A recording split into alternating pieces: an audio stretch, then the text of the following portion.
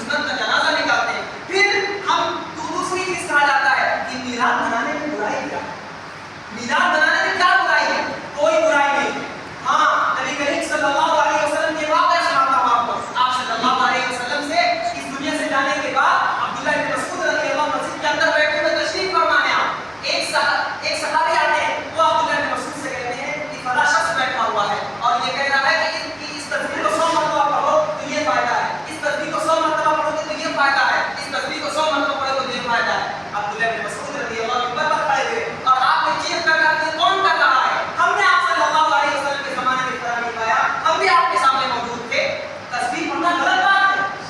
لیکن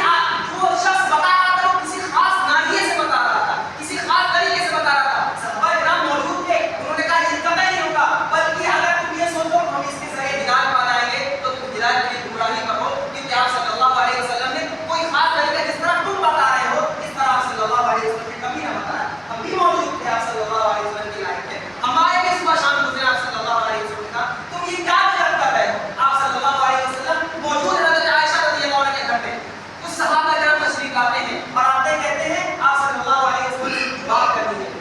اس لیے فرماتے ہیں کہ ہم کبھی جو ہے ایک نے کہا کہ ہم کبھی ہم جو ہے ہمیں پورے سال روزہ رکھیں گے، ایک نے کہا کہ ہم کبھی شادی نہیں کریں گے، اس طرح کی تمام باتیں ہوئی۔ آپ صلی اللہ علیہ وسلم کو پتہ چلا اور کیا کہا لوگوں نے، جو صحابہ کرام گئے تو انہوں نے کیا کہا کہ آپ صلی اللہ علیہ وسلم ما تقدم ما تاخر، آپ صلی اللہ علیہ وسلم کے پچھلے اور اگلے تمام گناہ معاف کر دیے گئے ہیں، اس لیے آپ صلی اللہ علیہ وسلم کو عبادت کی ضرورت نہیں ہوتی زیادہ، ہم بہت گناہگار لوگ ہیں، ہم انسان ہیں، لہٰذا ہم آپ صلی اللہ علیہ وسلم سے بڑھ کر عبادت کریں گے، ہم کبھی شادی نہیں کریں گے۔ ایک نے کہا ہم پورے سال بھر روزہ رکھیں گے، کبھی افطار نہیں کریں گے۔ آپ صلی اللہ علیہ وسلم کو خبر ہوئی، آپ صلی اللہ علیہ وسلم تشریف لائے، باہر نکلے، آپ نے کیا ارشاد فرمایا کہ تم میں سب سے زیادہ پاکباز میں ہوں، تم میں سب سے زیادہ اللہ کا قریب میں ہوں، تم میں سب سے زیادہ عبادت کرنے والا میں ہوں، تم میں سب سے زیادہ اللہ سے خوف رکھنے والا میں ہوں، لیکن میں روزہ بھی رکھتا ہوں، افطار بھی کرتا ہوں، میں نے شادیاں بھی کی ہیں، میں عبادت بھی کرتا ہوں، سوتا بھی ہوں، تم یہ کہاں سے تیار ہو گئے اپنی طرف سے بتانے کے لیے کہ ہم دن بھر نماز پڑھیں گے؟ ایک نے کہا ہم روزہ رکھیں گے، ہم روزہ ہمیشہ رکھیں گے۔ یہ جو تمام واقعات اس بات پر اس بات کی دلالت کرتے ہیں کہ آپ صلی اللہ علیہ وسلم کے سامنے کبھی کوئی ایسا کام نہ ہوا جو آپ صلی اللہ علیہ وسلم نے منع کیا ہو۔ ہاں، جو کام نہیں ہوا آپ صلی اللہ علیہ وسلم کے سامنے، صحابہ نے اس کام کو روکا، صحابہ نے منع کیا کہ ایسا مت کرو۔ آپ صلی اللہ علیہ وسلم کی زندگی میں ہم اگر جائزہ لیا تلاشیں، آپ صلی اللہ علیہ وسلم کی زندگی میں ہمیں کبھی نہیں ملتا کہ آپ صلی اللہ علیہ وسلم نے برتھ ڈے اپنا سیلیبریٹ کیا ہو اور اس کو عاشق رسول ہونے کا دعویٰ کیا ہو، عاشق رسول ہونے کا بھرم رکھا ہو کہ ہم محمد ہیں، ہم رسول ہیں، ہم خدا کے پیغامبر ہیں، لہٰذا تم سیلیبریٹ کرو۔ اس طرح ہمیں نہیں ملتا کہ اس طرح کے الفاظ سے دھوکہ دیا جاتا ہے لوگوں کو کہ جو ہے اگر میلاد منانے میں حرج کیا ہے، یہ ایک بدعت ہے جو ہمارے اندر پیدا ہو گئی اور ہم اس کو ضروری سمجھتے ہیں۔ اگر ضروری نہیں سمجھتے تو کم سے کم شریک ہوتے ہیں ہم دیکھنے کے لیے کہ ہم میلہ دیکھنے جا رہے ہیں، ہم فلاں مسجد میں جا رہے ہیں۔ ابن مسعود رضی اللہ عنہ کا واقعہ ہم نے سنایا آپ کو، ایک اور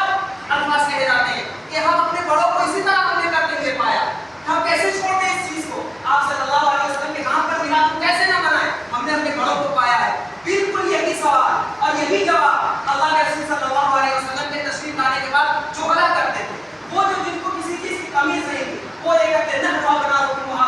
ہم نے اپنے آبا جات کو پایا، اس پر ہم کیسے چھوڑ دیں؟ آپ صلی اللہ علیہ وسلم سے اسی طرح کا سوال کرتے تھے۔ آپ صلی اللہ علیہ وسلم نے جب انہیں منع کیا کہ اس طرح مت کرو، انہوں نے کیا کہا؟ نحن آباؤکم وابناؤکم، ہم نے اپنے باپ دادا کو کسی طرح پایا، ہم اس چیز کو کیسے چھوڑ دیں؟ اللہ تعالیٰ ارشاد فرما رہا ہے یوم تقلب وجوہہم فی النار یقولون یا لیتنا اطعنا اللہ واطعنا الرسول، قیامت کے دن وہ جواب دیں گے کہ ان کا منہ پھیر دیا جائے گا اور وہ کہیں گے یا لیتنا کاش اطعنا اللہ واطعنا الرسول، ہم نے اللہ کی اتباع کی ہوتی، ہم نے رسول کی اتباع کی ہوتی۔ وقالوا ربنا انا اطعنا سادتنا، اور وہ کہیں گے کہ ہم نے کس کی اتباع کی؟ وقالوا ربنا انا اطعنا سادتنا وكبراءنا، ہم نے اپنے بڑے لوگوں کی اتباع کی، ہم نے جو بڑے لوگ تھے ہم نے ان کی اتباع کی۔ فاضلونا السبیل، ہمیں راستے سے بھٹکا دیا گیا، ہمیں گمراہ کر دیا گیا، جو خود بھی گمراہ تھے ہمیں بھی گمراہ کر دیا گیا۔ ربنا آتنا ضعفین من العذاب، اللہ تعالیٰ سے وہ کہیں گے وہ لوگ کہ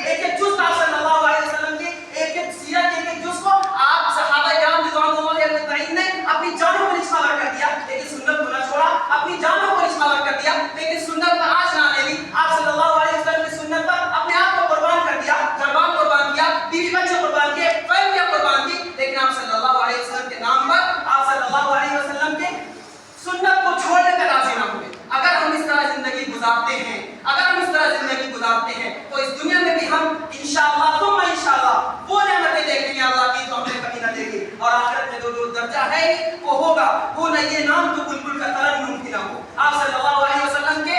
ولادت پر علامہ اقبال نے جو کہا تھا وہ نہ یہ نام تو بلبل کا ترنم بھی نہ ہو, چمن دہر میں کلیوں کا تبسم بھی نہ ہو, یہ نہ ساقی ہو تو پھر میں بھی نہ ہو, خم بھی نہ ہو, بس میں توحید دنیا میں نہ ہو, تم بھی نہ ہو. واخر دعوانا